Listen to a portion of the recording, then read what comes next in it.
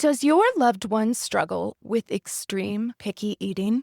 Will they outgrow it? Is this just attention-seeking behavior or an effort to control or manipulate? Do you always have to prepare a separate meal just for them because they won't eat anything else? And you've tried. Will they eventually get hungry enough to eat what you made? Are meal times or even looking at your loved one stressful at this point because you're worried? Have their growth charts been pointed out as a concern by their doctor? Have they stopped growing, menstruating? If you've asked yourself one or more of these questions, you're in the right place. Because today, we're diving into a lesser understood but incredibly important topic, Avoidant Restrictive Food Intake Disorder, or ARFID. I'm Nicole Morris, licensed marriage and family therapist and mental health correspondent. And let me be the first to say, welcome to the family. The OCD family, that is. I am here to create a community of support for family members, spouses, partners, parents, adult children, as there may be adult words, and chosen family of OCD sufferers and their community. I've had over 22 years of experience in the mental health field, but please note that this information does not qualify or substitute as a diagnostic evaluation, therapy, or treatment, and it is presented on an as-is basis. Please follow up with a qualified mental health provider in your area regarding concerns for yourself or loved ones. Thank you for joining us today. Now, let's get started. Okay, fam, welcome back, or welcome to any newer family joining. And happy Wicked for Good release day here in the States. Patrick and I already have tickets for tonight. And it's crazy to think Thanksgiving is now less than a week away if you're listening to this hot off the press. Also a late Thanksgiving this year, which means the holiday season is all crunched together. No pun intended for today's topic. And hey, the holidays bring up a lot for a lot of people, especially for people who are distressed and a mess when it comes to food, eating, feared consequences, and the like. And so it felt appropriate to feature ARFID for part 3 of my OCRD series, that's short for Obsessive Compulsive Related Disorders. Now, ARFID is officially classified as a feeding and eating disorder, not an OCRD, but it often co-occurs with OCD, especially in individuals who experience sensory sensitivities, contamination fears, or intense fears around choking or vomiting, also known to the fam here as emetophobia. So while it's not the same diagnostic category, it can look and feel a lot like OCD. And many clinicians working in OCD care will encounter ARFID. And I have a pretty good theory of why that is, family. Because per the research of Sanchez-Cerezo et al. In 2023, the most common co-occurring conditions with ARFID include autism, anxiety disorder, ADHD, and OCD. And for the return fam that may have been around in season 1, when I talked with OCD and eating disorder specialist Dr. Jenna DeLassi, we learned that a malnourished brain mimics obsessive-compulsive symptoms. Unlike OCD, when the root cause is malnourishment, we then see a decrease, if not extinction, from these symptoms once nourishment is restored. But it's one of the reasons that many different eating disorder cases might show up on our therapy couch, not to mention the intense co-occurrence where it may be both and. So with that basis of understanding, let's zoom in and learn a bit more about what ARFID is. To do this, I'm going to guide us all to an ARFID chat, ARFID 101 in fact, which was published on the Feast YouTube channel. Now, Feast is a favored resource that I'll be citing throughout our chat today because Feast is the family. So check this out. Feast stands for Families Empowered and Supporting Treatment. That's the FEAST of eating disorders. And it's an international organization that is comprised of parents, caregivers, lived experience warriors, and they have so many great resources, information, and you can learn more about evidence-based treatment or emerging research. It's awesome. And hey, I'm not ashamed to admit it's been a great support even for my family as we have encountered ARFID firsthand. So the OCD family community is to OCD and OCRDs what Feast is for the eating disorder community. So I'll have all the deets cited over on this episode's blog, as well as the video we're going to be listening to a couple excerpts from today. All right, so without further ado, let's hear from Dr. Sarah Ravin describe what ARFID is. ARFID is an acronym for Avoidant Restrictive Food Intake Disorder. ARFID is characterized by a pattern of limited or restricted eating, which is associated with a variety of either social, emotional, medical, nutritional, or developmental consequences. The person's reason for restricting their food intake can vary. So, for some individuals, the food restriction has to do with sensory sensitivity, maybe disliking or being averse to a variety of different textures or tastes or smells of food. For other individuals, they seem to just not really have much of a biological drive to eat. They don't seem to get much pleasure from eating. They may not have hunger cues or may not be able to respond to them the way that other people do.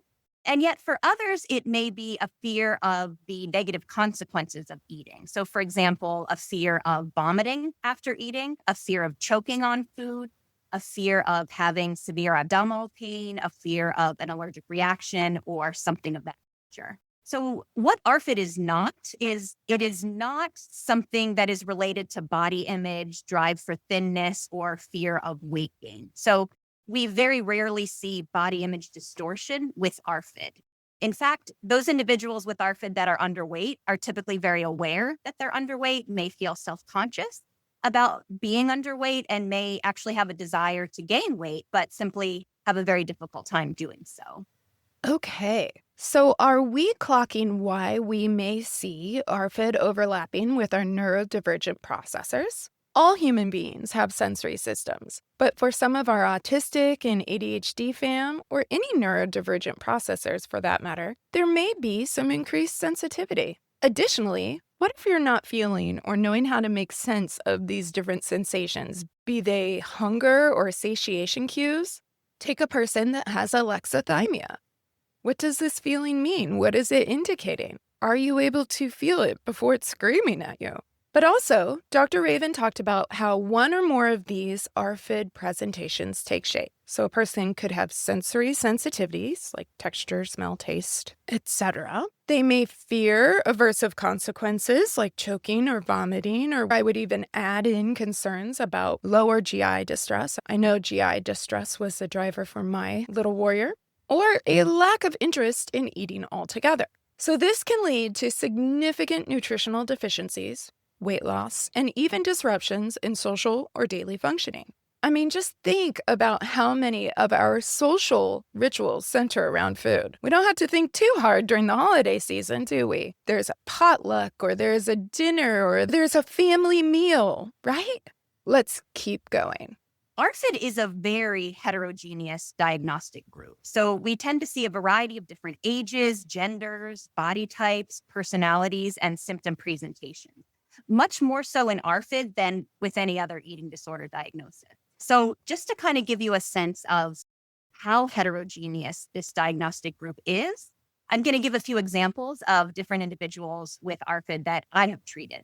So the first example was an 8-year-old girl who had always been very healthy, very active, and had been a great eater, ate a variety of different ethnic foods, fruits, vegetables, just about everything. But then she stopped eating solid food abruptly after she choked on a vegetable. And sadly, right around that same time, within a week of that incident, her grandfather also died of COVID. So I think the combination of the trauma of choking plus the death in the family for her caused a tremendous amount of fear around eating. After she stopped eating solid food, she lost quite a bit of weight and then presented for treatment. Another example of a patient I've treated is a 21-year-old average weight college student male who had suffered from social anxiety since he was very young and who was socially isolated due to his very limited palate. So he was a senior in college, but he kind of ate like a preschooler, just like pasta with butter, chicken nuggets, and French fries. And it hadn't really affected him too much up to this point, but he was interested in dating. He wanted to ask girls out and take them to nice restaurants and didn't want to order off the children's menu. He was also applying to law school. So he was kind of thinking ahead that in the future, if he had business meetings with colleagues or clients, he, again, wanted to eat like an adult. Another example of a patient I've worked with was a 17-year-old girl with a very poor appetite, very low BMI, little interest in food, and a history of bullying, actually, She was bullied for being underweight, which made her even more upset, which whittled her appetite even more, which made it even harder for her to eat. And she suffered from a lot of like dizziness, lightheadedness, things of that nature because of the malnutrition. And then a final example of a patient I've worked with was an 11-year-old boy who had extreme picky eating. He had a higher BMI, so there was no nutritional compromise per se, but he ate only three foods: chicken nuggets only from McDonald's, French fries only from McDonald's, and Kraft macaroni and cheese. And in his particular case, there was a lot of strained family functioning surrounding his ARFID, with some family members understanding and others not understanding, and kind of different levels of accommodation. So that's just to kind of give you a sense of snapshots of what different cases of ARFID may look like. Alrighty, I appreciate it. So just a quick note that heterogeneous is our fancy pants way of saying the examples are vast and unique, kind of like snowflakes. They'll have their own little design, their own little imprint. That being said, a critique and concern of research is that it often doesn't reflect diversity super well. And as is the case with many mental health and medical disorders, well, the researchers are working on it, and they are. There's a long road to go. All right, so hopefully those case examples help give you an idea of both how ARFID can present and why it's disruptive.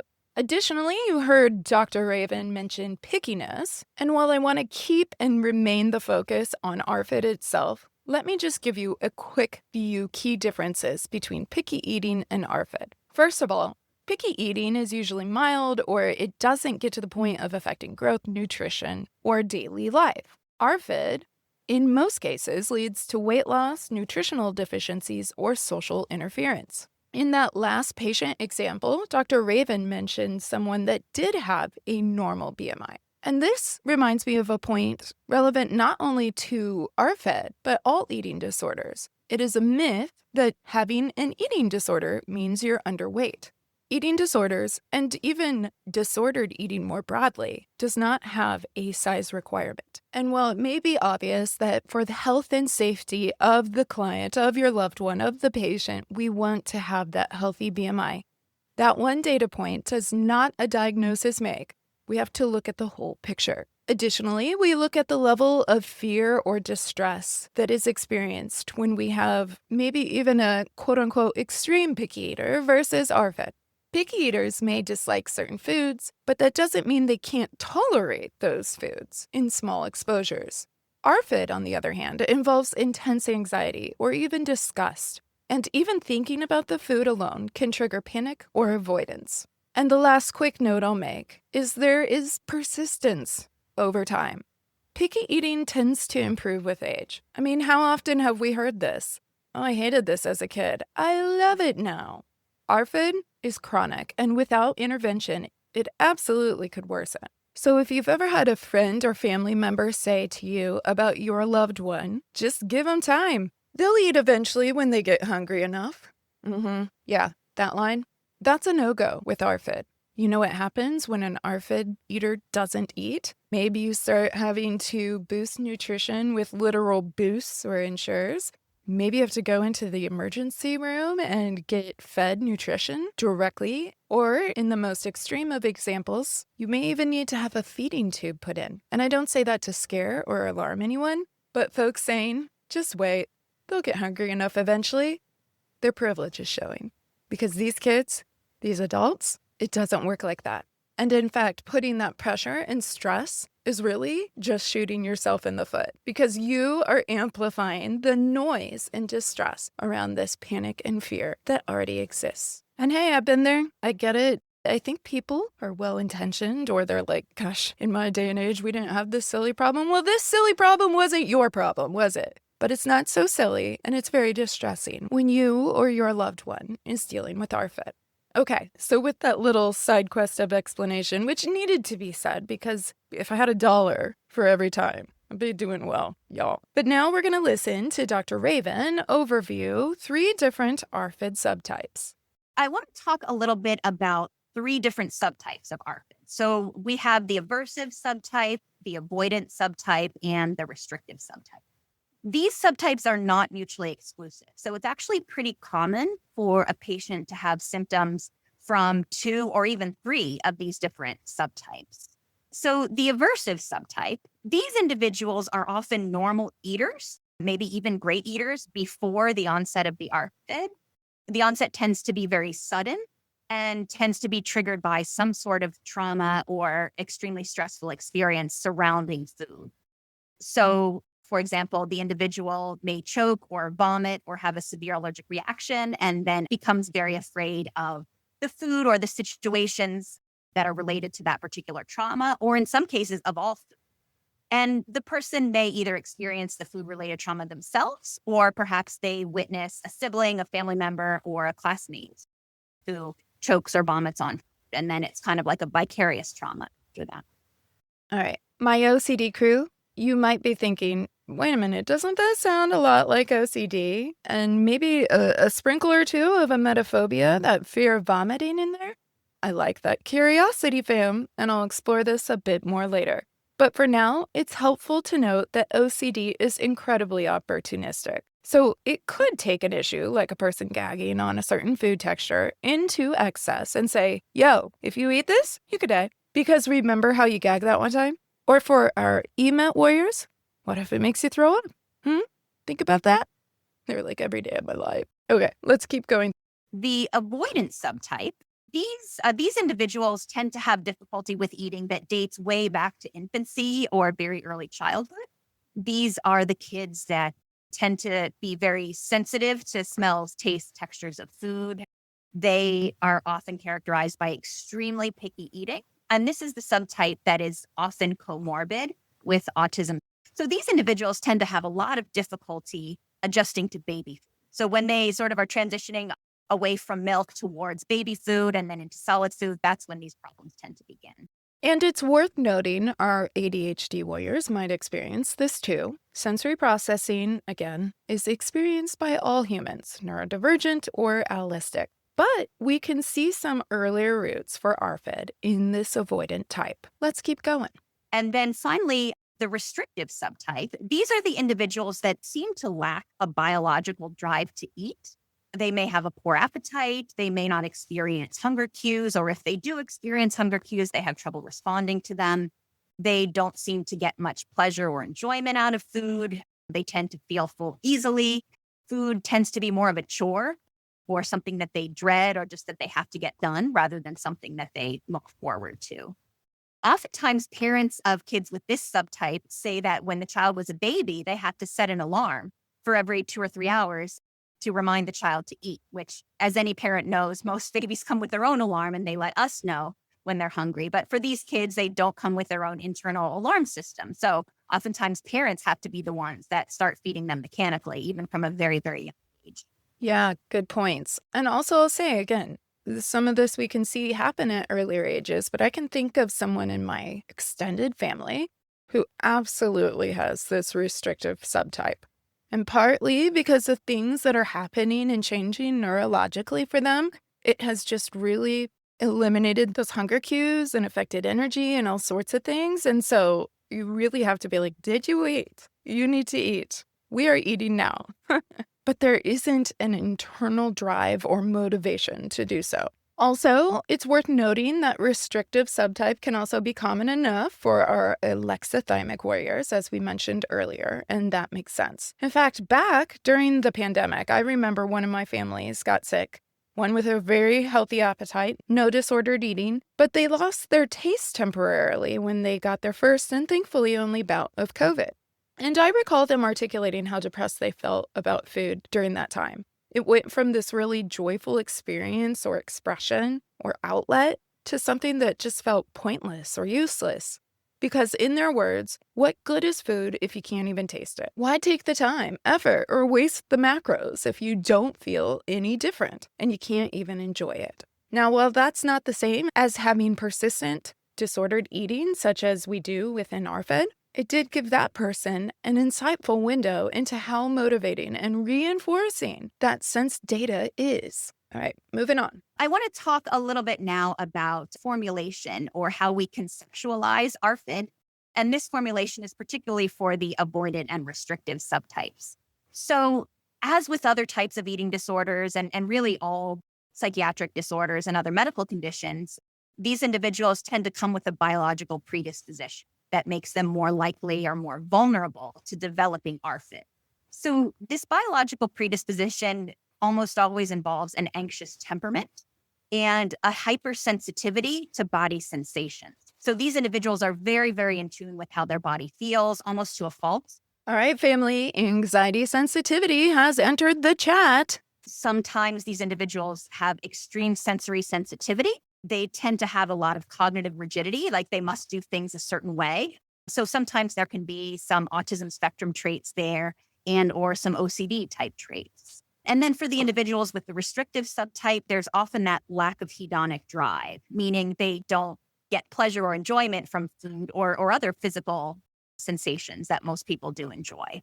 So from that biological predisposition spring a lot of negative feelings, negative thoughts, and negative beliefs about the consequences of eating. So, for example, typical emotions that may come up for someone with ARFID might be disgust, fear, or suspicion when they're faced with food.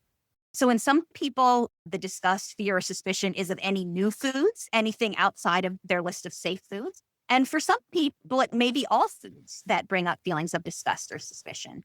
Negative thoughts, feelings, and beliefs, you say? Family, any guesses on what kind of treatment protocols help with these sorts of struggles? Hold that thought. We'll see if you're right in just a bit. For those with the restrictive subtype, oftentimes there's apathy or indifference around food. It's just like staring at a plate of nuts and bolts. It's not something that appetizes or that seems appetizing or appealing to them at all. So with these negative emotions come a lot of thoughts and beliefs about eating food or what it might be like to eat a particular food. So for example, a thought might come up of, I won't like any new foods anyway, so I'm not even going to bother trying. So then from those negative beliefs and thoughts about food and about the consequences of eating comes food restriction. And the food restriction can take a variety of different forms. In some people, it's a very limited variety of foods. So these individuals may have, 4 or 5 safe foods and they eat nothing but that. In other individuals, it may be a limited quantity of foods. So perhaps they eat only until they're just, very, very slightly not hungry, but not until they're all the way full, especially for people who are afraid of vomiting or who are afraid of abdominal pain. In some individuals, food restriction takes the form of skipping meals or snacks if their preferred foods are not available. Then, of course, with food restriction comes nutritional compromise. So the nutritional compromise might take the form of a vitamin deficiency and nutrient deficiency. They may lose weight. They may fail to grow or develop normally. They may fail to proceed through puberty as expected. In some cases, there may be excessive weight gain if it's a person who eats plenty of food, but only chicken nuggets and pizza, for example. So often, though not always, there's some sort of nutritional compromise involved. And then also we have limited opportunities for exposure. So if someone is fearful or avoidant of foods, they may be very unlikely to put themselves in situations in which different foods are available. So they may avoid restaurants, they may avoid parties, sleepovers, school lunch, traveling, any situation where they're expected to eat around other people or when they're expected to eat different types of foods. So with these missed social opportunities, of course, there can be social isolation, there can be increased anxiety, sometimes depression can set in, but also there's less exposure to peer modeling. So if you don't go out to a Thai restaurant with your friends, you don't get to see all these other kids eating Thai food and hey, it's actually kind of good. So they don't have a chance to disconfirm their negative beliefs and thoughts around food because they're kind of stuck in this little bubble of I only eat these certain foods and nothing else. And then along with that, they tend to become very, very attentive to small changes in food presentation. So for example, some people will only eat Kraft macaroni and cheese, but won't eat any other brand. So, and they tend to be much more attentive to food presentations or taste differences that most people may not even notice or care about. Family, this overview reminds me of one of my favorite guest chats that I've had here on the pod with Dr. Melissa Hunt. And it was about IBS and other GI-related distress when it comes to OCD, ARFID, mental health, you name it. And as Dr. Ravin describes the functional formation of ARFID, it echoes Dr. Hunt's sharing on the subject too. So if this rang one or many bells for you, I'm going to link that episode over on this episode's blog because I think it's really fascinating and I would encourage you to listen.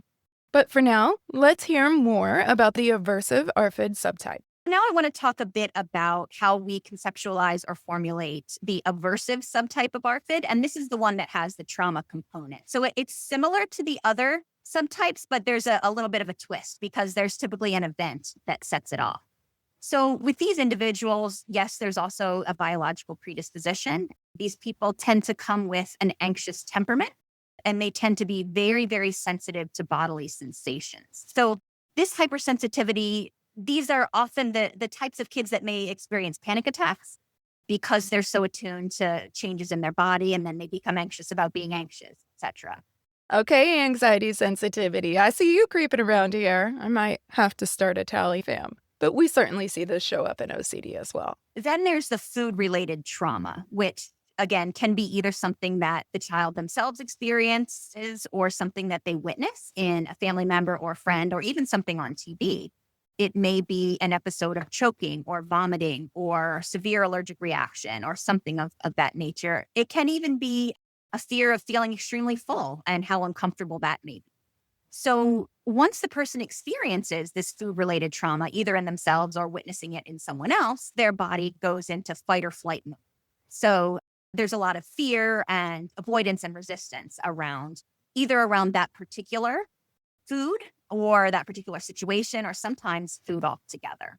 And I would point out here, fam, that emotional contamination, harm, or even existential themes of OCD and/or emetophobia can show up here with ARFID. So you see how these disorders then have the potential to really wrestle with one another. Okay, let's keep going. Then after the food-related trauma, in part because of the trauma and in part because of the biological predisposition, a lot of negative thoughts and beliefs about food and eating spring up. So these individuals tend to overestimate the likelihood of repeat trauma. So for example, a little girl that I've worked with who choked once on a vegetable, and she turned blue, but she was fine. She survived. She actually believes that there was a 90% chance that she would choke again if she ate solid food, which I don't have hard data on this, but I think the likelihood of choking again is probably quite small, especially once a person is very conscious and chewing their food very well. And these individuals also tend to underestimate their ability to cope. They tend to underestimate their resilience. So if something bad did happen, for example, if I went to school and I ate school food and I vomited in front of my peers, that would be absolutely horrible and I'd never recover. Whereas, yes, that would be embarrassing, but most people would probably move on. So then with kind of the combination, the biological predisposition, the food-related trauma, and these negative thoughts and beliefs about food comes the nutritional compromise, comes the limited opportunities for exposure, and also the food restriction. So with the nutritional compromise, in some cases, the person undereats. In some cases, the person experiences weight loss or failure to gain weight or grow as expected. Some people tend to develop gastrointestinal symptoms that actually reinforce the undereating or anxiety. So this is pretty common in people who have kind of underlying gastrointestinal issues. They do have legitimate GI issues, but then the anxiety about eating amplifies that and vice versa. So it kind of becomes this vicious cycle. I mean, did we call it or did we call it? ARFID and OCD for that matter, taking fear into excess and then the GI distress, just like Dr. Hunt has taught us about? I mean, yep. So how do we then make sense of this with treatment? As Dr. Ravin will explain, it's important to prioritize needs. And we do this in other areas too, where health and safety is on the line. So when it comes to eating disorders, that's going to translate to getting a person nourished, first and foremost. But let's hear the helpful way that Dr. Ravin breaks this down. I look at kind of the clinical significance in order of priority. So in terms of evaluating someone and prioritizing treatment goals, we start from the quality of their nutritional intake. So the most important question to ask is this person eating well enough to maintain their health and well-being? So, and what is good enough? Well, that depends entirely on the situation. Is the person eating a sufficient quantity and variety of food to get all their vitamin needs, to get all their mineral needs, to give them enough energy so that their body functions properly and they're not dizzy? Are they getting their period regularly if they're a postmenarchal female? Do they have enough strength to participate in the sport that they enjoy, et cetera? So is their nutritional intake good enough for their purposes? Then we want to ask, what impact does the ARFID have on their growth and development? So in some cases, these kids might be growth stunted. In some cases, they might have lost weight, which is almost always a problem in a child or adolescent. In some cases, puberty is delayed. So there may be a girl who's, 13, 14, 15, 16 years old and hasn't yet had her period, hasn't had any breast development. So these are the things that we want to look at next. So as you can see, like the person's basic physiological needs have to take priority, because without that, without a nourished body and a nourished brain, it's very difficult, if not impossible, to focus on the other important therapeutic elements of their treatment. So next, we want to look at the impact of the ARFID on family functioning, and sometimes vice versa. So it's pretty common for ARFID to cause conflict within a family. Oftentimes, parents have different ideas about how to manage the child's ARFID. Sometimes one parent believes there's a serious problem and the other doesn't. The other thinks it's a phase that they'll grow out of, etc. Who? Us, fam? Yeah. If you're listening to this episode as a family member or a lived experience ARFID warrior, you know this all too well. Let's keep going. In many cases, there's a lot of family accommodation. So the family may avoid restaurants, vacations, social gatherings, family reunions, etc., which of course causes the family to become more isolated and limits their contact with other individuals. Family accommodation. And all our OCD warriors also know these scenarios all too well. And then also, in some cases, other family issues may impact the child with ARFID. So, for example, if there's conflict between the parents or between a parent and sibling about something else, that may make it more challenging for the child with ARFID to eat sufficiently. Next, we want to look at the impact on social emotional functioning. So, is the individual able to do the things that most individuals their age do? So, for a child, can they go to school? Can they go to play dates with other kids? Can they participate in some sort of extracurricular activities? If it is a college student, can they attend class? Can they, go out to parties or social gatherings? Can they hold down a part-time job, etc.? And this would also be that D in disorder family, because how is this impacting your home, your work, school, social functioning? That's an important piece. Now, the classification of disorder has a bit more to it, but ultimately, this is why people seek help. They're like, this sucks, or this is scary. Or as a parent of an ARFID warrior myself, I can tell you, there is no greater fear than not being able to get your kid to eat. And you really eat a lot during a day. So you get to have this ongoing battle constantly, all day, every day, or so it feels.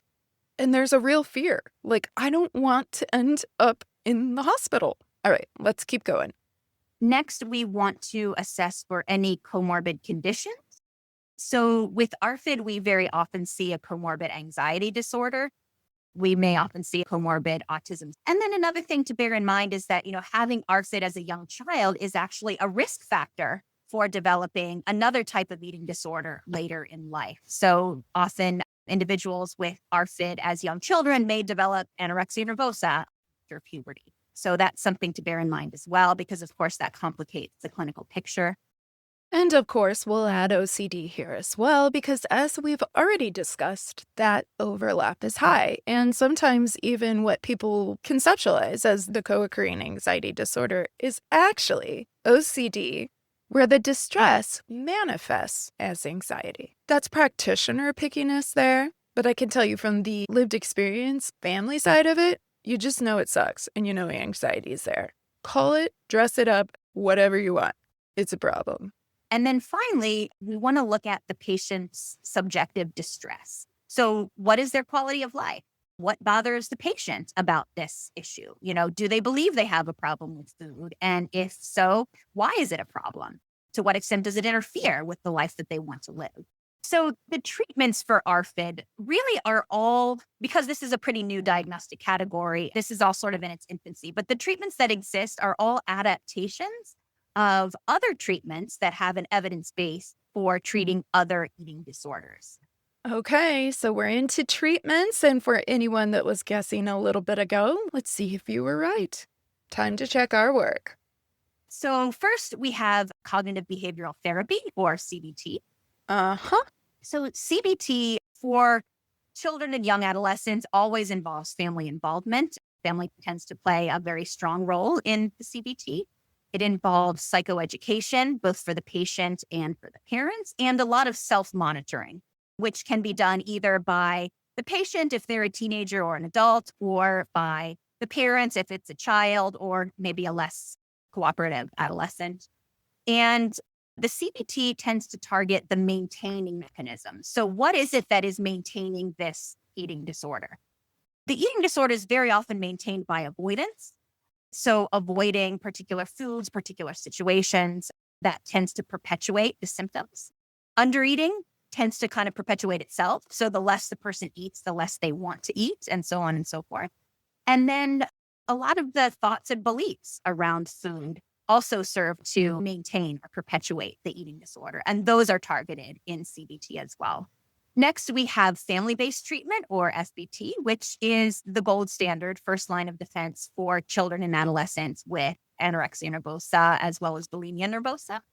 So with an adaptation of FBT for ARFID, it actually looks quite similar to FBT for anorexia nervosa. We start by increasing the parent's urgency and mobilizing the parent's anxiety, which in the case of ARFID can often be harder than for anorexia nervosa. So in the case of a child with anorexia nervosa, very often they are a normal eater, a healthy person, growing normally. And then all of a sudden at age 13 or 14, they fall off their growth chart, they start restricting their food intake, they lose a lot of weight, etc.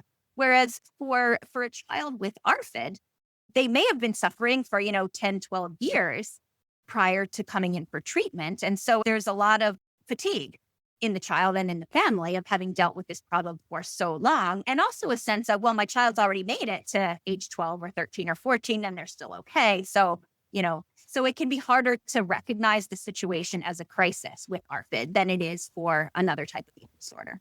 Mm. Our OCD warriors can relate. Most people don't find out about having OCD for an average of 14 to 17 years. So by the time you're getting a diagnosis and proper evidence-based care, whether we're looking at OCD or ARFID in this case, these patterns and disorders are ingrained. So in FBT for ARFID, we work to empower the parents to take responsibility for helping the child meet their treatment goals. And initially in treatment in the first phase, the parents hold that responsibility. But later, as we get into phase 2 of FBT, the responsibility for meeting treatment goals is transferred back to the child or adolescent or young adult, whoever it may be. And then finally, in the third phase of FBT, we work to help the individual establish a healthy identity separate from the ARFID that they've typically been suffering for a very long time. Then finally, we have some medical interventions. In some cases, individuals with ARFID may need to be hospitalized for medical instability, either for bradycardia or hypotension or electrolyte imbalances, particularly if there's a lot of vomiting involved.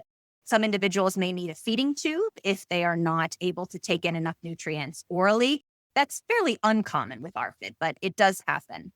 And then finally, there are some medications that are used with ARFID. Now, all of these medications are off-label. To my knowledge, there aren't any FDA-approved medications for ARFID, but doctors will often extrapolate and use medications that have been found effective for similar conditions. Okay, we're not going to do a deep dive into the medications, but again, this video is going to be linked along with all the other resources over at ocdfamilypodcast.com, and you can hear more about Dr. Ravin talking about medications, or you could also chat with your child or loved one's pediatrician in the case of pediatrics, or your family doctor. So now we are going to jump ahead and we're going to talk about what kind of tools from these adapted evidence-based practices are most useful for ARFID warriors and families' ARFID toolbox. So when I'm working with an individual and family with ARFID, I like to put together an individualized ARFID toolbox. So that toolbox is going to look different depending on that patient and their symptoms and goals and the family's strengths and goals as well. So there are a number of different strategies that can be used. We would never use all of these strategies with any one patient, but kind of pick and choose based on what that person needs. So for individuals who are not consuming enough calories and or have not grown or gained weight as expected, we have a lot of different strategies for increasing caloric intake. So there are strategies such as using liquid nutrition, Ensure or Boost.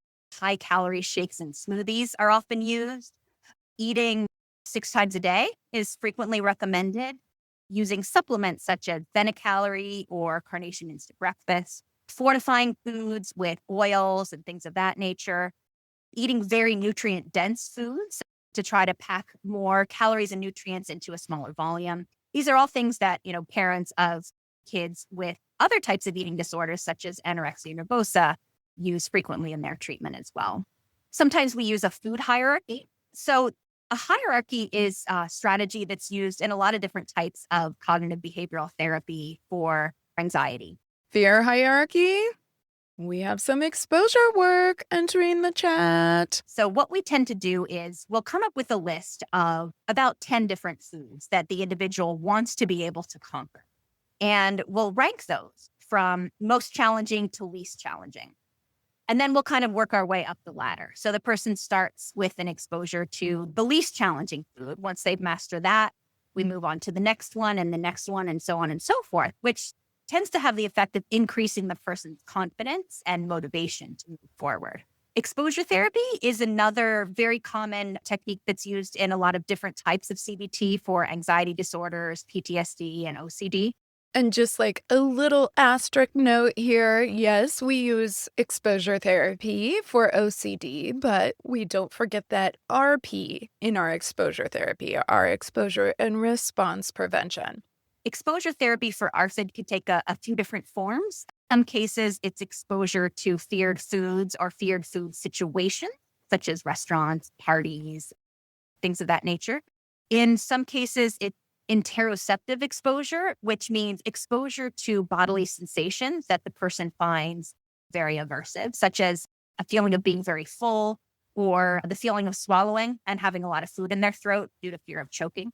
Cognitive therapy, again, is very frequently used in the treatment of anxiety, depression, and other mental health issues. With cognitive therapy, we learn to identify and challenge some of the thoughts and beliefs that are unhelpful or that are keeping the person stuck. Food chaining is a way of kind of gradually transitioning from a preferred food to a food that the person desires to eat. Oh, the flashbacks. But I do love this. Food chaining is really helpful. And back when my ARFID warrior was a wee tot, we participated in a group feeding therapy where this was a cornerstone of the treatment. Because if we can make these little pivots between color, shape, texture, crunch, smell, you name it, then it becomes less intimidating and easier to make this little nudge, not giant leap, to the next food. So the therapists played a lot with the food and the kiddos played a lot with the food. And this really helped to break down some of that tactile defensiveness as well. And sometimes just took the pressure away from the expectation of you have to eat this. Instead, we're playing with it. We're touching it. And oh my goodness, just even touching the food was the first of many wins. Even if it was to say, no, thank you. I don't want this. I don't want to eat it. I don't want to touch it. I don't want to see it. In my Warriors group structure, there was a no thank you plate, in fact, where you could move the unsightly offender if needed. You could even cover it up with a towel if you wanted to. And if you're thinking, but what? You played with the food? Yeah. Playing is processing for kiddos. But also, if I'm offended by a carrot, for example, and I can muster the courage to pick it up, even if it's with the tippy tips of my fingers, and put it on the no thank you plate, maybe cover it because it's so triggering for me. But then, I don't know, turn this carrot plate into a riveting game of peekaboo? You would imagine, as you find and hide and find and hide and find and hide that carrot, it becomes less and less threatening, even if I'm not eating it, just having it there. In fact, now it's fun and it's silly because where did it go? Oh, here it is.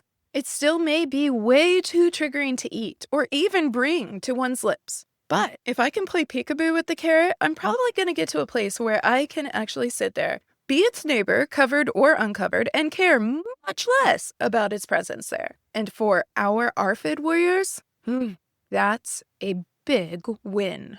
So these little movements are what makes something like food chaining so helpful. And for my warriors group, veggie straws were one of the few things that every participant in the group was willing to eat. So they would start off with that, a win. Same color straw for everyone, fully intact. And then the next food would share some of those common properties with that orange veggie straw. So now we're going to a carrot tidbit. Similar width, similar length, similar color, also crunchy. And we'd have those little pivots to get through a little menu. Fading in is a technique that we often use for people who have a fear of vomiting. So, for example, a person who won't eat solid food due to a fear of vomiting, we may start off with apple juice. And then we move on to applesauce. And then we move on to applesauce with little tiny chunks of apples in it. And then applesauce with larger chunks of apples. And then an apple cut into quarters. And then finally a full apple. So in that way, it's pretty similar to introducing a baby to solid food. So we do that pretty gradually as well as the baby gets more teeth and is able to swallow more. Deconstructing foods. So this involves like gradually becoming more comfortable with different components of a food in the service of eventually eating the full food. So for example, if someone wants to be able to eat pizza, which is common because it's kind of a staple of kids' parties and sleepovers and whatnot, we might start off with first having them eat the dough. And then on a different occasion, have them eat the cheese. And then a different occasion, have them eat the sauce. And then another occasion, the pepperoni. And then kind of mix and match different permutations of those ingredients until finally they're eating the full slice of pizza. Yep. I remember those days. But also, it's interesting because this deconstruction idea came up even during this year's holiday episode, which will premiere the first Friday in December with regards to cereal. So I love it. I'm here for it. Great example. There's a strategy called food detective, which tends to be most effective with children, particularly those who have sensory issues around food. So we learn to, take a piece of food during the session and explore it with all 5 of our senses. And the idea behind this is to help the person learn to approach versus avoid the foods that they find disgusting or aversive or that they're afraid of. Relaxation training, which again is often used in cognitive behavioral therapy for different types of anxiety disorders. That may involve deep breathing, meditation, mindfulness strategies, progressive muscle relaxation, yoga, things that help to relax the body and the mind to help the person manage the anxiety that they have around food. Values work, which comes from ACT, acceptance and commitments therapy. That is sort of looking at or helping the patient to define what it is that they value, what it is that they want out of life, and how to get from where we are now to there. So if they value, socializing, going out more with friends, okay, what do we have to do in terms of your food intake to get you to the point where you're comfortable socializing with friends, going on dates, going to parties, etc. And then finally, as I've mentioned previously, there are some medications that can be used off-label, either to increase appetite, to reduce anxiety, to reduce obsessive compulsive symptoms, or cognitive rigidity. All right. I love it. It's such a great toolbox. And we're actually going to look at some of these examples of values work and ACT in action. See what I did there? In a little bit. But first, we're going to round out the end of our toolbox. We got just a couple more tools in our ARFID toolbox, and then we will look at a couple different examples. So how do we define recovery from ARFID? Well, recovery from ARFID looks different than recovery from anorexia nervosa, bulimia nervosa, or binge eating disorder. So with anorexia, bulimia, binge eating disorder, the goal tends to be to get the individual back to the person that they were before they developed that eating disorder, right? So with one of these other types of eating disorders, we're looking for full weight restoration, return to their historic growth curve for height and weight, moving through puberty normally, complete absence of binge purge symptoms, complete absence of food restriction, etc. So it's fairly clearly defined. We're looking back at the person that they were before developing the eating disorder and getting back to there.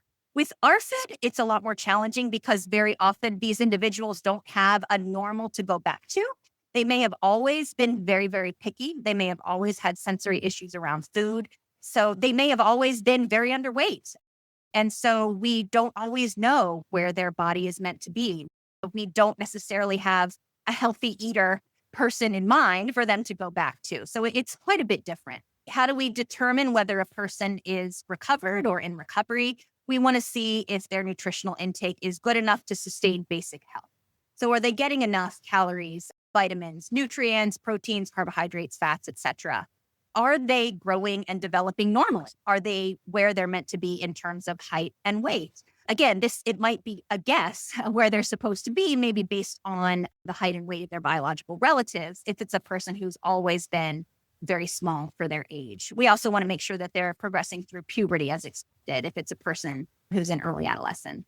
We want to look for improvement in their social emotional health and in their family functioning as well. So is the family as a whole functioning well enough to support this person continued recovery? Have the issues within the family that have been exacerbated or caused by the ARFID been worked through and dealt with?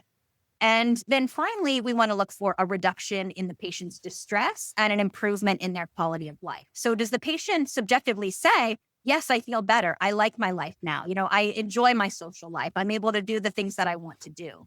So recovery from ARFID may not ever mean being a quote unquote normal eater. Oftentimes these individuals are picky eaters for life, and that's okay. So a person can be a very picky eater, but still eat enough to maintain normal growth and good health. They can be a very picky eater and still participate in social events. So we want to get them to the point that they are eating well enough to meet their goals socially, emotionally, and physically, of course.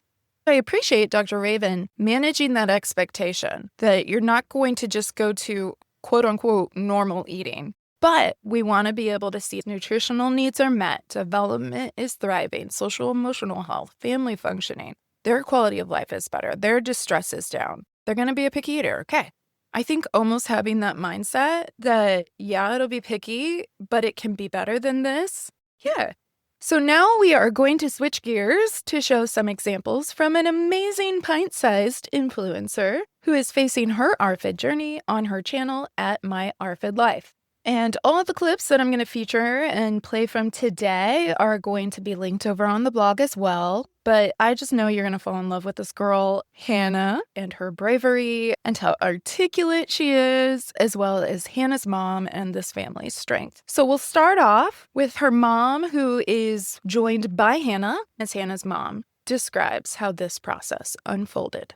Hi, I'm Hannah's mom, and we decided to give you guys a little bit of background about our family and also why we started this page. So, we are a family of 5. Hannah is the youngest of 3. She has 2 older brothers. All 3 of them have very different eating habits. Our oldest son has autism, and he was a picky eater. And then, as the years went on, by the time he turned about 6, he started eating more variety of foods, and he absolutely loves fruits and vegetables, and he's a pretty healthy eater. He is still pretty particular with the kinds of stuff he likes, but he will try anything, and it's not an issue. And then our middle son will eat anything. He is not a picky eater at all. He doesn't like fruits and vegetables, but that's a typical kid thing. But he loves meat, loves chicken, fish. He'll eat just about anything. And then we have Hannah, who was also a very picky eater. And we were hoping that she would follow her brother's footsteps and overcome it. We did feeding therapy with her as well in hopes that we would see progress. And it was a very painful experience. It was very traumatic for her. She had very bad anxiety going to feeding therapy. And it just became too overwhelming for me. And I decided that this was doing more harm than good. And so we stopped doing that. But when she was doing feeding therapy, one of the things that motivated her to eat things was us saying things to her like, let's take a video and send it to your therapist, or let's send a video and send it to your doctor. And so she would do it for the camera. And of course, I wasn't sending it anywhere, but it gave her that motivation. But what really took a turn for us was when Hannah was about 4, her growth on her growth chart started going in the wrong direction. So kids are supposed to grow at the same rate, well, at their growth on their curve. And her curve started going down the wrong way until she finally fell off the chart. So in the last 4 years, she's gained 10 pounds. Since we started this journey, she has gained 1 pound. So that is amazing news. And so we were getting really concerned. And, the doctors were saying that she can eat ice cream 10 times a day, chips, whatever it is that she needs to eat just to get the calories in. But even that was very challenging for her. And because she doesn't like so many things, even being allowed to eat ice cream 10 times a day wasn't working for her. So finally, about 3 months ago, we were driving to Chick-fil-A. And in the car, I asked her, what do you want from Chick-fil-A? And all of a sudden, she started crying and started getting very upset and finally opened up to us and said, every time you talk about food, it makes me really anxious. And I could feel this this emotion coming from her. And I didn't realize how bad it was impacting her. And so I decided there's obviously a lot of underlying stuff going on. I'm going to figure out something because we need to help her. And so I started researching, looking for an eating disorder specialist because, you call your insurance company, they give you a list of psychologists, and then you call them and you ask them, do you specialize in eating disorders? And they say, well, no, not really, but I know how to deal with eating disorders. But I knew that I needed something very specialized, especially since ARFID is still pretty new and not everybody knows how to treat it.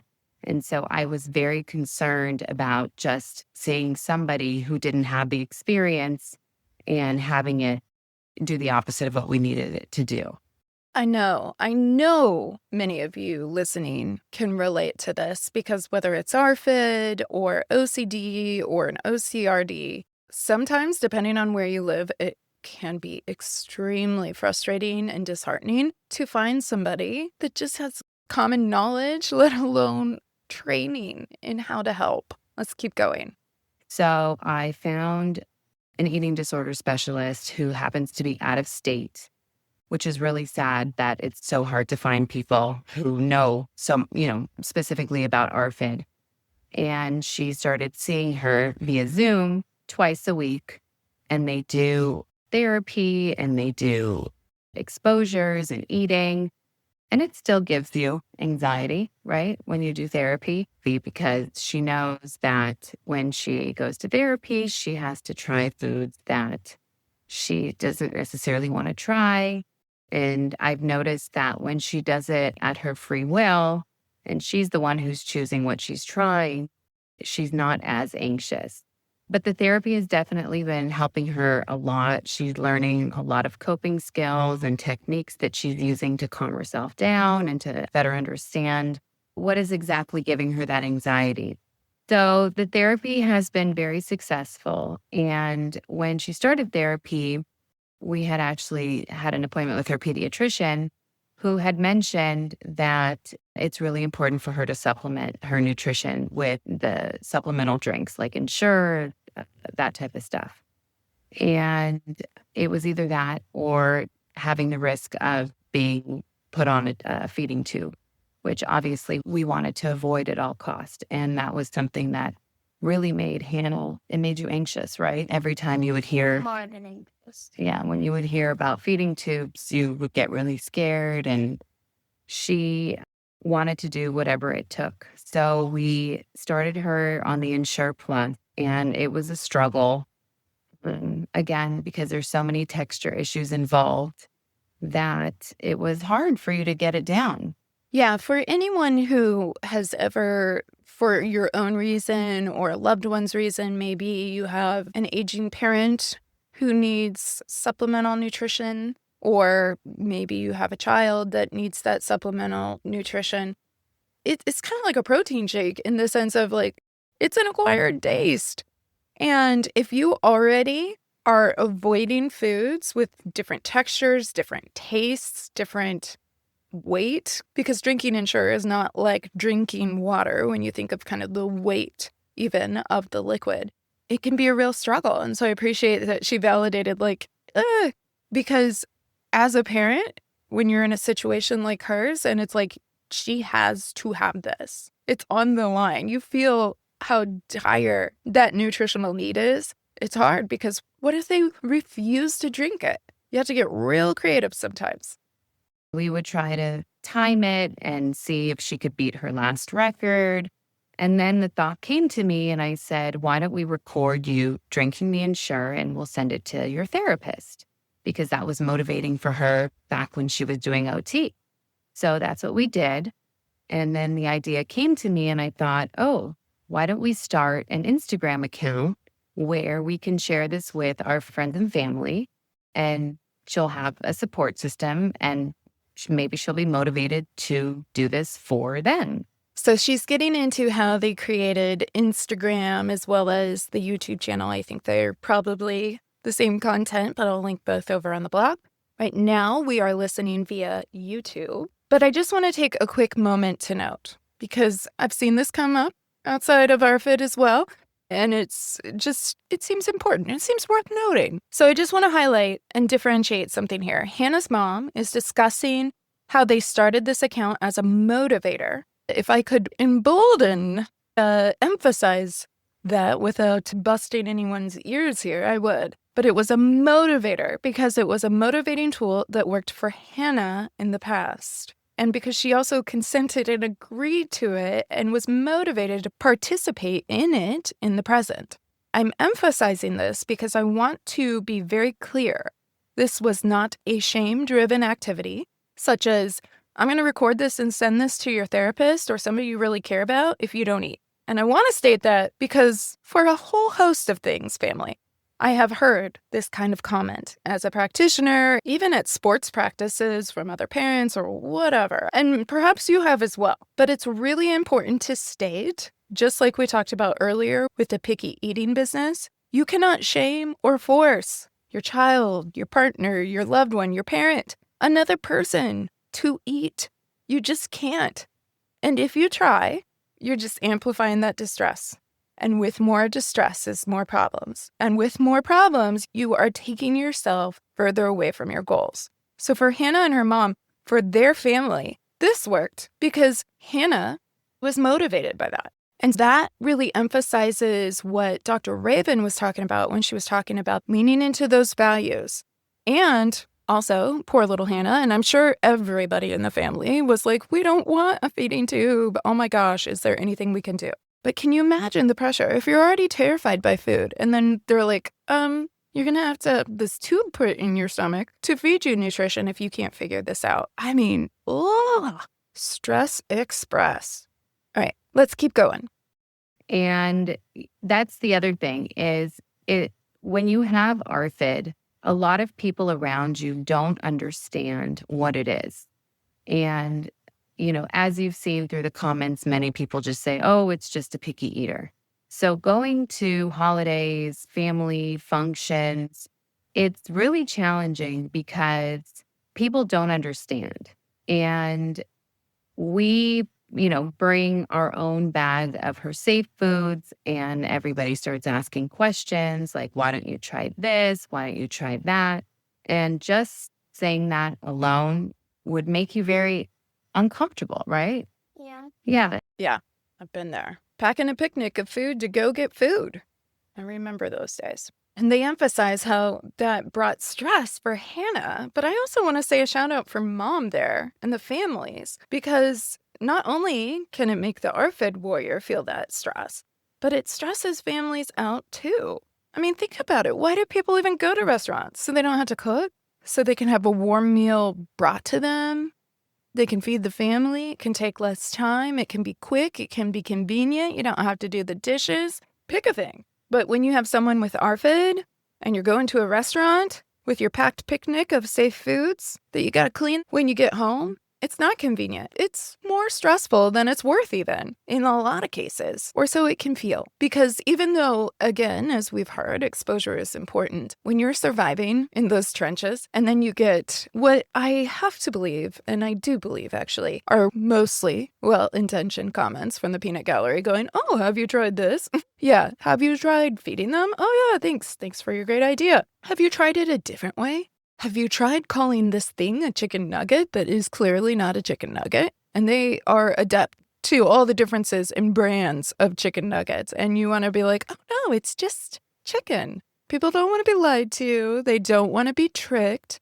And if they already have a lot of fear about food and you trick them, again, you're taking steps backward there. All right, let's keep going. I thought if we do this platform on Instagram for friends and family, maybe they'd have a better understanding as to why she is the way she is. And maybe they would think twice before they would make any comments like that to her. And so that's kind of how we started it. And so we filmed a few videos. And then before we knew it, it went viral. We had no idea. It was fascinating to all of us because we just didn't understand, like, what happened. I know what happened. Do you know what happened? People felt hope. They felt seen. They felt less alone. They felt supported. They built awareness. They saw advocacy in action. They felt inspired. It's been an amazing experience. Hannah has progressed so much in this last month since we started this journey.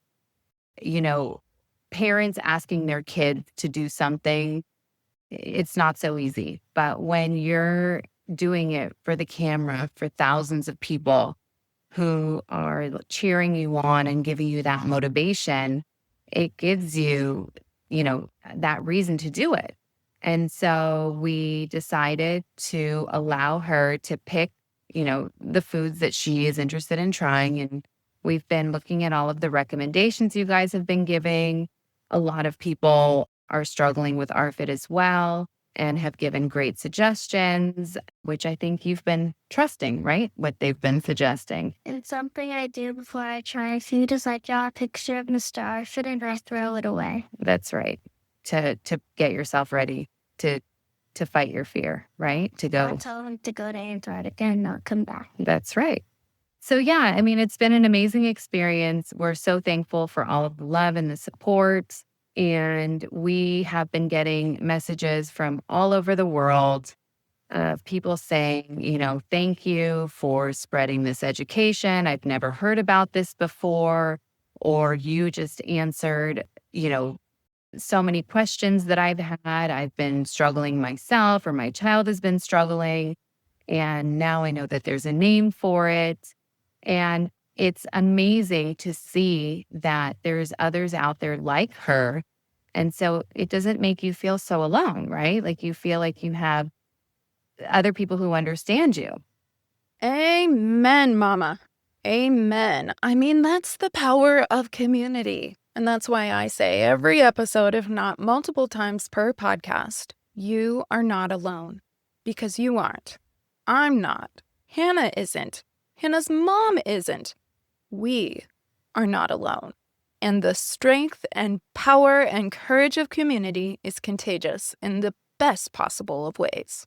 And so with that foundation, let's hear how Hannah uses her channel to practice her exposures and fear hierarchies. We've heard some chat about safe foods, which literally are the foods we can eat without issue.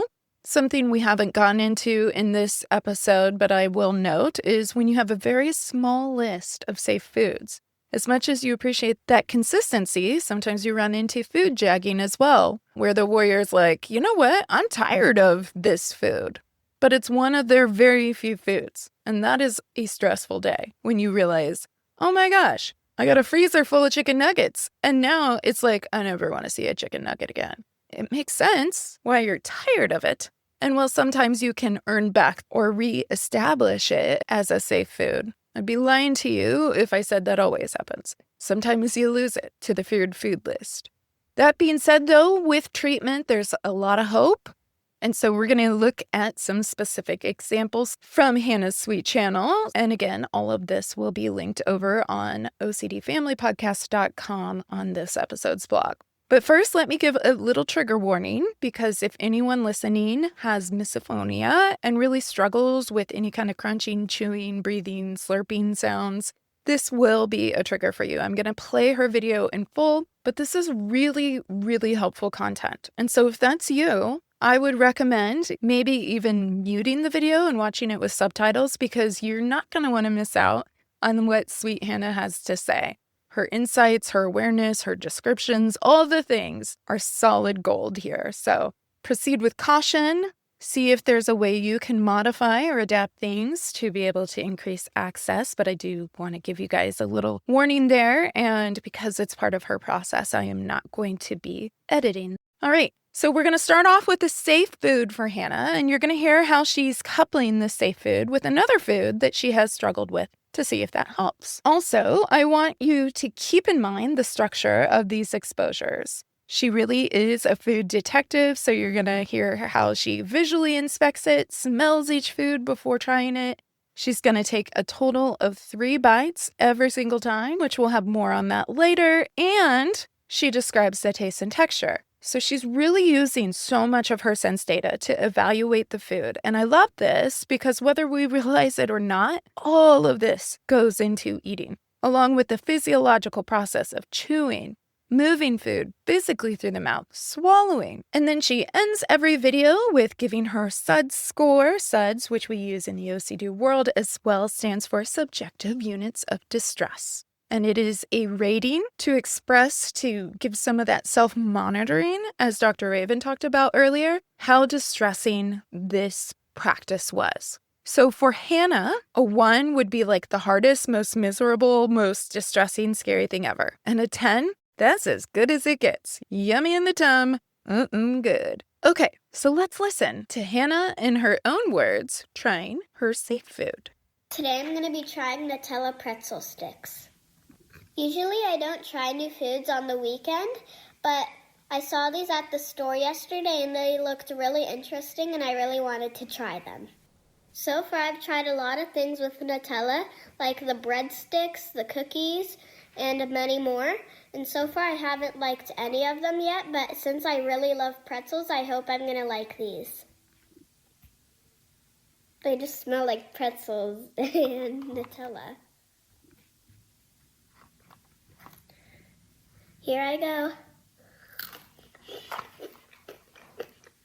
These are really good.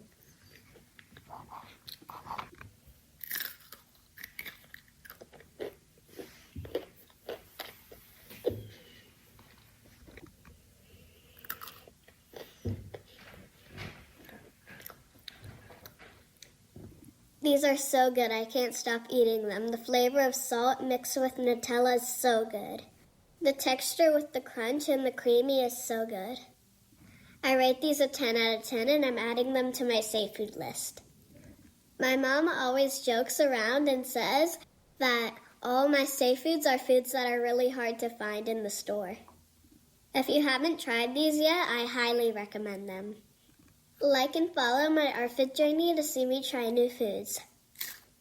Love it.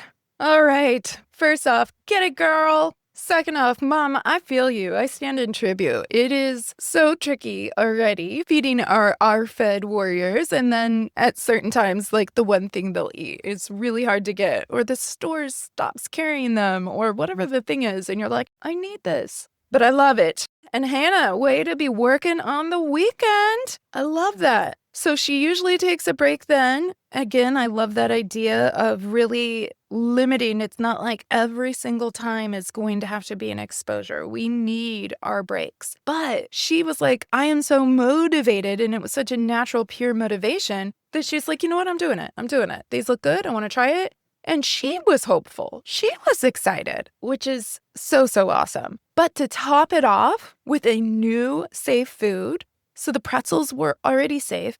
Now we have the addition of the Nutella. I mean, that's amazing for perspective, family. I think I saw from grazing through Hannah's channel that she's in 3rd grade. Don't quote me on it, but I think 3rd grade was what she said. And 3rd graders are typically between 8 to 9 years old. So if we think about this, the guideline for those info sheets that you might get at a well-child appointment for 8 to 9-year-olds say that kids between 8 and 9 years old should comfortably eat anywhere between 50 to 100 plus different foods across all categories, meaning fruits, veggies, grains, proteins, dairy, and snacks. But when we look at our research-based clinical measure, like the NIAS or the 9-item Avoidant Restrictive Food Intake Disorder screen, say that 5 times fast, we find that kids with ARFID may eat fewer than 10 to 15 safe foods total, with rigid preparation requirements or maybe only certain brands permitted. So it's not like all chicken nuggets. It was the McDonald's chicken nuggets. And you might think, but a chicken nugget is a chicken nugget. Nay. There are different textures, crunch, flavor, density, spices, the chewiness of the chicken, 100% white meat versus a blend, potential sogginess of the breading. All of this and so much more are highly impactful for the eater, even if they feel pretty similar to you. So I love that Hannah actually enjoyed Nutella for the first time. And not only that, but it's now being added to her safe food list. She had it with some other things that she didn't like. But now she's realizing that she does like it after eating it with her safe food. So we can even think of how we faded in the Nutella and made just a little pivot. I love that. She scored it a 10 out of 10, and I'm going to tell you those 10s are pretty rare. And to that end, it's not required or even necessary that every food experience gets to a 10. But when you have an eating disorder like ARFID, having a 10 out of 10 experience with a new food is so special. All right, so Hannah gave us a great example of what a 10 looked like for her. Now I'm going to pick a random video. She has a number of different videos, her trying different foods, and we'll see how it goes. We'll see what she comes up with. And again, I'll link this over on the blog if you want to watch that as well. Today I'm going to be trying a bagel with butter. I like my bagels warmed up instead of toasted because when they're toasted, the color changes and the texture also is changed. I also don't like condiments because they change the flavor and texture of foods. My mom cut it up in little pieces because I have a wiggly tooth and it's really hard for me to bite into things. It smells like a normal bagel. Here I go.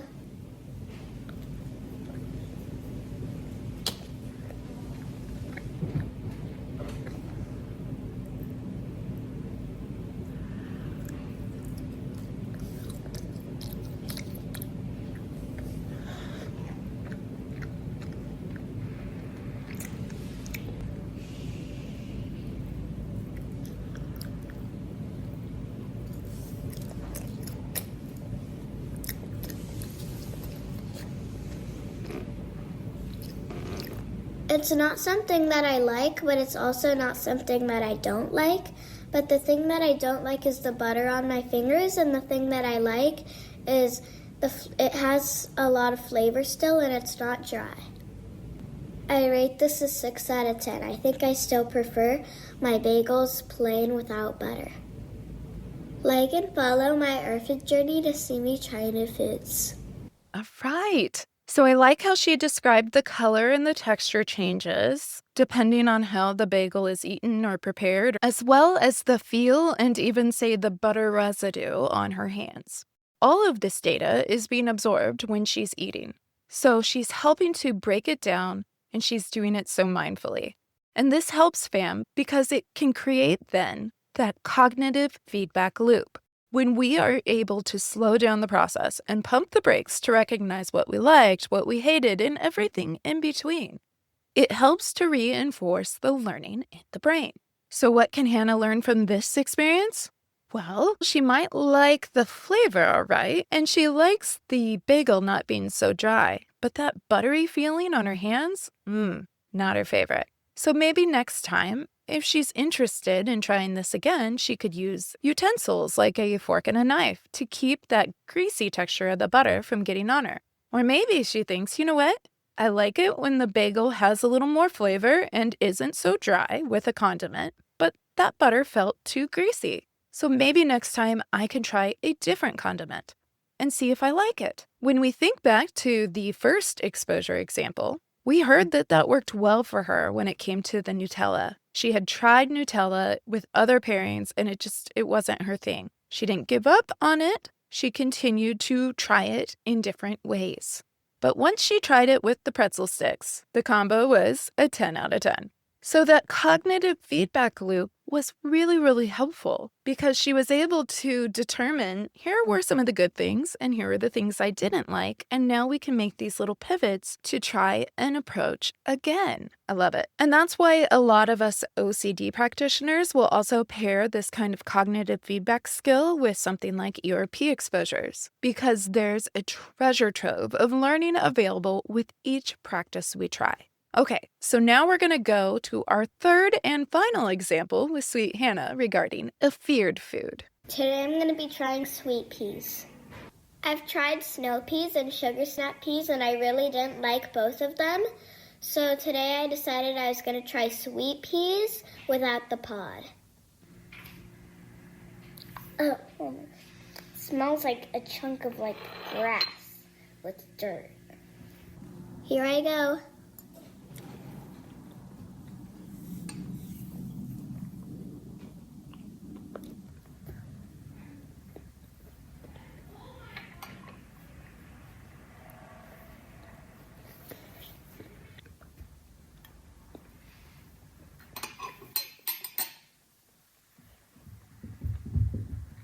I can't believe I just did that. I never thought I would be able to do that. It tastes like grass with bits of dirt. The one thing that made it really hard for me is that the first bite was crunchy, and then the second bite was mushy, and then the last bite was crunchy again.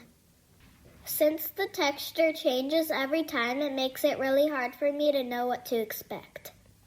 I'm glad to say that this is going off my fear food list, but I don't think I'll be eating these again for a long time. I rate these a 4.7 out of 10.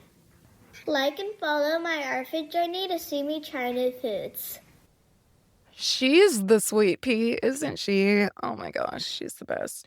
The more I hear, the more I love Hannah. I think I'm going to guess we're all kind of in that camp right now. But what's so good and makes my therapist's heart smile is that she touches on some really important points. So she hasn't loved peas. This is a different, yet another type of pea.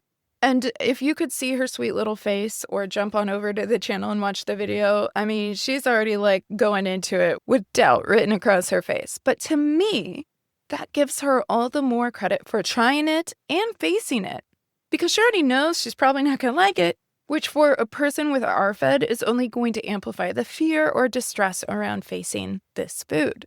Second, I think this video points out why the 3-bite approach is so very helpful. So first, I'm going to let her explain why she does 3 bites and why that matters to her, because it's just the absolute cutest and best. But then I'm going to add in one more point I've learned as both an ARFID parent and an OCD practitioner. So let's hear from Hannah first. Today I wanted to tell you guys about why I do the 3-bite rule. Usually when you try food, you're supposed to try it 8 to 12 separate times. The reason why I do the 3-bite rule is because on the first bite, it's really a shock, so you need to give it a fair shot. On the first bite, Mr. ARFID is really loud. On the second bite, Mr. ARFID quiets down a bit, but he is still really loud. By the third bite, Mr. Brain tells Mr. ARFID to quiet down so that he could focus on the flavor that he's eating. Whenever I'm trying a new food, because I'm so anxious, it's really hard to go into a positive mindset. After every bite I take, I get less scared and I know what to expect, and it's easier to hear Mr. Brain. It's really hard to take the second and third bite if I really don't like a food. But because I know what to expect, it makes it a lot easier to eat the food again. When I take 3 bites, it shows me that I can be brave and overcome my fear. You should try to do 3 bites too so you could feel like a superhero like me. Like and follow my ARFID journey to see me try new foods.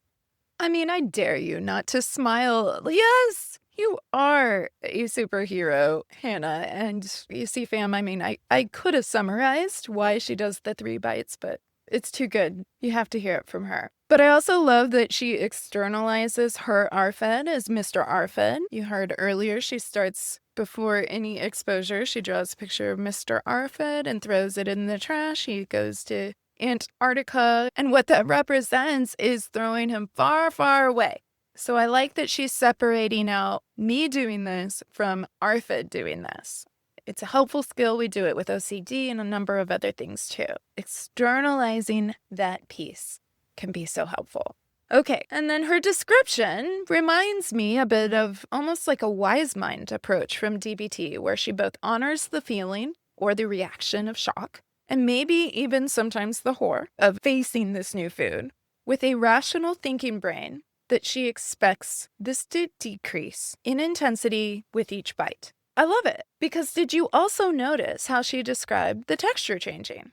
You guys, this right here is why a lot of fruits and vegetables are hard for people with ARFID. Because just think about it. If eating is already a challenge for you, and you have something like the sweet pea here in Hannah's case, knowing what to expect or how to manage expectations is so important. But with fruits and veggies, it can be really hard to gauge. In her case, the first bite was crunchy grass with bits of dirt in it, as she described. And then the second bite was mushy. So if we're thinking from the 3-bite rule, okay, that first one's gonna be a shocker. And then the second one isn't anything like the first one, but it's the same food from the same pea pod. That's confusing. And then the third bite, back to crunchy again. It's unpredictable. And just like our OCD warriors, the strive for certainty is real for our ARFID warriors. So the fact that it changes from bite to bite, maybe even from the same pea pod, is hard. And for the sake of example, let's think about how this might look in fruits too. Take a container of strawberries. Have you ever rinsed and prepared strawberries, taken a bite and thought, oh goodness me, these are so sweet, oh yum. But then you grab another strawberry, you take it from that container, and you sink into it, anticipating that super juicy, super sweet strawberry. And it's sour? Now here's the thing. Me as a non-ARFID individual, I actually like tart fruit as well. But if I expected that bite to be sweet and it was tart, bleh, that's definitely not my favorite. It's jarring, it's dysregulating, it's unpleasant. So now we apply this idea of the inconsistency and surprise to an ARFID warrior that's already fearing, panicking about food. No wonder trust gets broken. They can't count on this food tasting the way it should taste because the taste is all over the place. On that note, this is why brand-specific foods sometimes are trusted. Like, again, our example before was the McDonald's chicken nugget. Because the chicken nuggets or tenders or whatever across different manufacturers or even different restaurant chains are prepared differently, may be cooked differently, may have a different texture or coating, maybe a different size or color. And to a non-ARFID warrior, you might think, I mean, a chicken nugget's a chicken nugget. But it really isn't. And to an ARFID warrior, that attention to detail comes down to whether or not they feel safe and survival. So I love that she was able to explain the differences in her sweet pea so well, because I think it's helpful and informative for the rest of us as we continue to hopefully illuminate why this data is so important. Additionally, I love that Hannah didn't love this food, but still got to celebrate the win of taking sweet peas off her feared food list. You don't have to love the food for it to not be feared anymore. You can not like it and not fear it. Similar to OCD warriors doing ERP exposures around obsessional content, the point isn't perfection with your SUD score, no matter what, or doing something no matter what until it doesn't bother you anymore. It's not a realistic goal. Like Dr. Ravin said earlier, you're probably always going to be a picky eater. There's probably going to be things you don't like about it. But just like I was saying at the top of the show, one of those key differences between picky eating and something functioning within ARFID is you can still tolerate it even when it's picky eating. That's very, very different than fearing the food.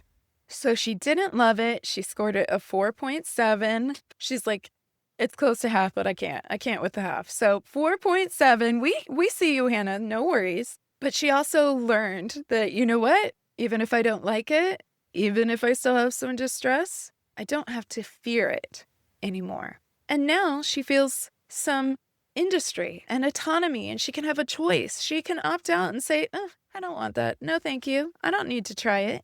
Instead of going, I could never, right? So good work, Hannah. You absolutely should be proud of yourself. I think I can speak for us all when I say we are proud of you too. You did a great job. Intrusive thoughts. All right, fam. So as we wrap up these examples and our learning about ARFID, I typically try to dedicate some time at the end of each episode in my intrusive thought segment to figure out a practical application of how we can apply what we learned today into something useful for us. And for this, I'm going to turn back one more time to sweet little Hannah and her sweet courage because I couldn't say it better myself. So listen up. Today I wanted to talk about the importance of getting uncomfortable to be comfortable. Everyone prefers to stay in their comfort zone because in their comfort zone they feel safe and they know what to expect. It's always easier to do things that we know and are comfortable with because it won't bring us any anxiety in trying something new. But if we don't do things that are hard and uncomfortable, we're missing out on a bunch of opportunities that can help us learn and grow.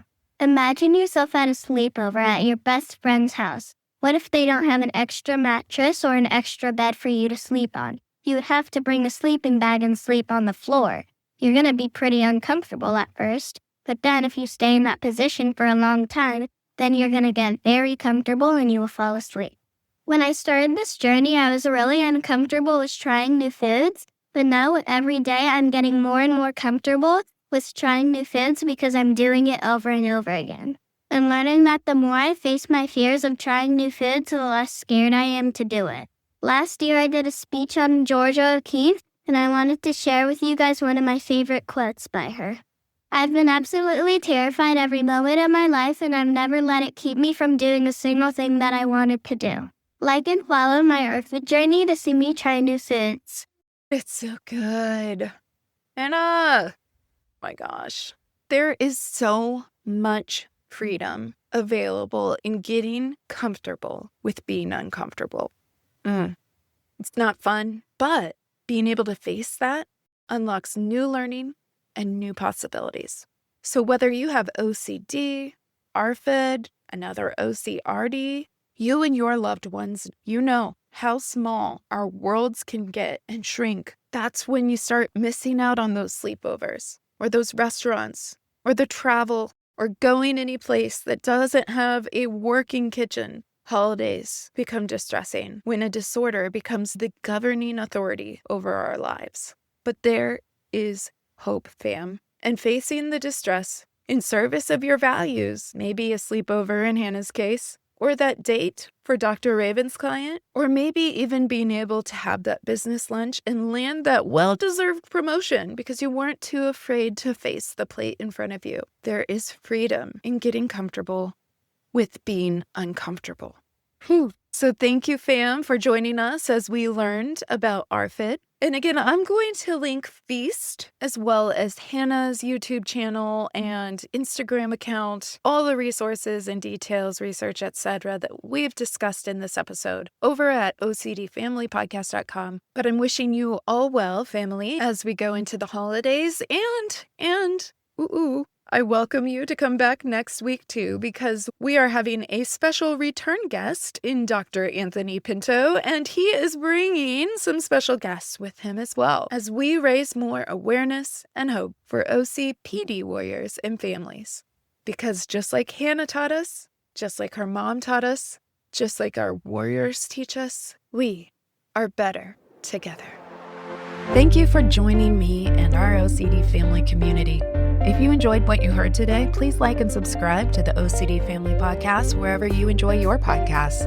Did you find this content helpful? Please consider leaving a review. The more people that know they're not alone, the better. For more information regarding today's podcast, please visit OCDFamilyPodcast.com and remember to join the email list while you're there. It will provide you with the most up-to-date information, resources, and the down low on the family chatter. Oh yeah. Nothing says family like taking a page from Hannah Lea and spreading hope for all to see. That's right. I went there. And you can too at ocdfamilypodcast.com.